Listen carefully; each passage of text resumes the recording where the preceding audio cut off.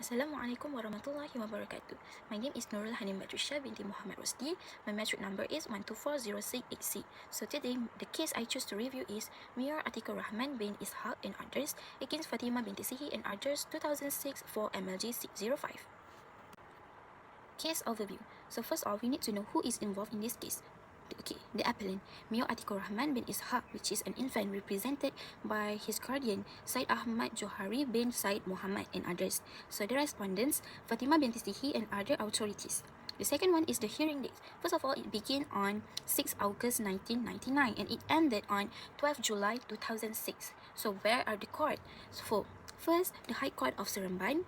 The next one is Court of Appeal Putrajaya, and the last one is Federal Court Putrajaya. So who is the presiding judge in this case? First of all, Gopal Sriram, Muhammad Ghazali, and Abdul Aziz. Okay, the last one is referred case. We have two, which is the first one is Hajah Halimatul Sa'diyah binti Haji Kamaruddin against Public Services Commission Malaysia and another 1994 3 MLG 61. The last one is Lina Joy against Majlis Agama Islam Wilayah Persekutuan 2007. Okay, to begin with, what are the objectives of the case? So first one, to analyze the interpretation of Article 11 Clause 1 of the Federal Constitution. The second one is to evaluate the relationship between school regulation and constitutional right. The last one is to understand the judicial approach to assessing the integral practices of religion. Based on the fact of the case, the story began in 1997. Sekolah Kebangsaan Serting Felda issued the School Regulation 1997, prohibiting students from wearing certain attire, including serban, as part of the school uniform. However, the appellants began wearing serban to school as a part of their attire, which is inconsistent with the school regulation. As they keep doing that, they were repeatedly advised to stop wearing serban, but they refused to follow the rules. So, a meeting was held between the school principal and also Syed Ahmad Johari, which is the appellant's guardian, to discuss about this matter. However, shockingly, their guardian also refused to comply with or to cooperate with the school regulation. This made the school send formal letters to the guardian to ask them to follow the school regulation. In the letter, they emphasized the importance of maintaining the school discipline, and it also stated that if they keep doing that, a school disciplinary action will be taken upon them. Due to the ineffectiveness of the formal letters sent to the guardian, the school decided to issue a notice to expel the appellants on 3 November 1997, and it will be effective on 10 November as the appellants refused to comply with the school regulation. And of course, the appellants will never be satisfied with the school decision, and they decided to file a legal challenge against their expulsion. And they argue that the prohibition on wearing serban is violating their constitutional rights under Article 11 Clause 1 of the Federal Constitution. Right now, we will be discussing about the court held in the year 2000 High Court. So, the High Court ruled in favor of the appellants, and the High Court declared that the school regulation is unconstitutional and in violation of the Article 11 Clause 1 of the Federal Constitution. However, the case has been appealed. So, in the year 2005, Court of Appeal. So, the Court of Appeal overturned the High Court decision, and they applied the test of whether the wearing or the practice of wearing a serban is an integral part of Islam. Whether is it wajib in Islam or not, and it concluded that wearing a serban is not mandatory, it's not wajib in Islam. So therefore, it wasn't protected in Article 11 Clause 1 of the Federal Constitution.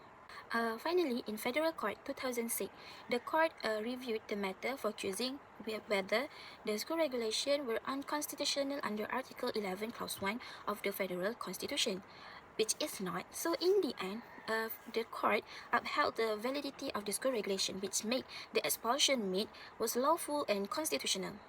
Furthermore, the issue in this case is whether the prohibition of wearing turban or serban by students in school under the School Regulation 1997 violates the right under Article 11 Clause 1 of the Federal Constitution. So right now, we will be moving on to the discussion. So first of all, under Article 11 Clause 1, of course, everyone is guaranteed the right to profess and practice their religion. But this right is not absolute, so it's subjected to limitation under Article 11 Clause 5, which restrict practices that could affect public order, public health, or morality. So based on the case, the wearing of turban is affecting the school regulation. The second one is, it is important to recognize that school have the authority to make the regulation, to implement the regulation for uniformity and discipline of the student. However, this regulation must not interfere with the fundamental rights such as freedom of religion granted under the Article 11 Clause 1 of the Federal Constitution. The last one is the significance of practice. First of all, we must know the necessity of practice within the religion.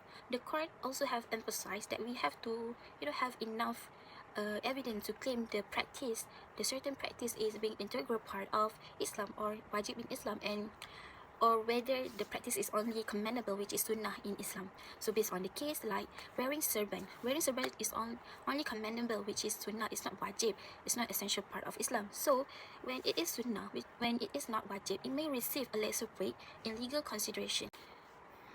Finally, the justification of the case. The School Regulation 1997, which prohibited turban, did not violate the constitutional rights. The ruling in the court emphasized that not all religious practice hold equal weight in legal consideration, which made the wearing turban, which only commendable in Islam, receive the lesser protection under Article 11 Clause 1. Thus, the justification for upholding the school regulation was based on balancing the individual rights and institutional authority, while considering the significance of their religious practice in question. Last but not least, after considering all the facts of the case, I would like to recommend to the school or the government to give us a clear guidelines on religious practices. It could be a big help to prevent any misunderstanding and ensure that every student's right to express their religion are respected while maintaining the school discipline. In the end, we can conclude that the prohibition against wearing a turban or a turban in school did not violate the Article 11 Clause 1 of the Federal Constitution, which means we indeed have the freedom of religion in Malaysia, as the court determined that wearing a turban or a turban was not an integral part or is not a wajib part of Islam. Okay, thank you. That's all from me.